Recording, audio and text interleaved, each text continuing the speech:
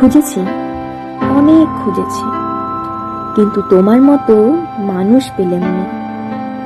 যেগুলো মিলল ঠিকঠাক চলবে, কিন্তু তোমার চাইতে শত গুণে আলাদা।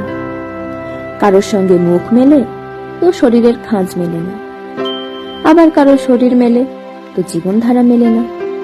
কেউ এক বর্ষার ঝাপটাতে আর বিদ্যুতের চমকানিতে আবছায়ার মাঝে দাঁড়িয়ে অপেক্ষা করছে, কেউ ঝলমলে রোদের তাপচ্ছায়ায় দাঁড়িয়ে ঘামে ভিজে সিক্ত হচ্ছে।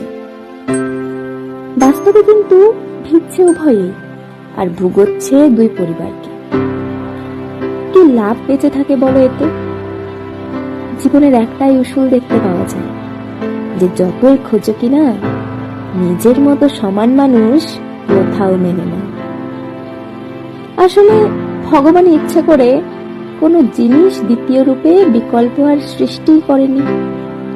প্রত্যেকটা সংসারের মানুষ একে অপরকে নিয়ে বিষণ্ণ, শুধু ভেবেই চলেছে যদি একটু এর চেয়ে ভালো পেতাম, কিন্তু আফসোস করে না যে হয়তো এর চেয়েও কম জুটতে পারত। তাই কোনো জুটিতে মিলে জীবনযাপন সমান হওয়া সম্ভব নয়। এজন্যই মানব জাতি তো এত উন্নত অন্যদের চেয়ে, এই কারণে।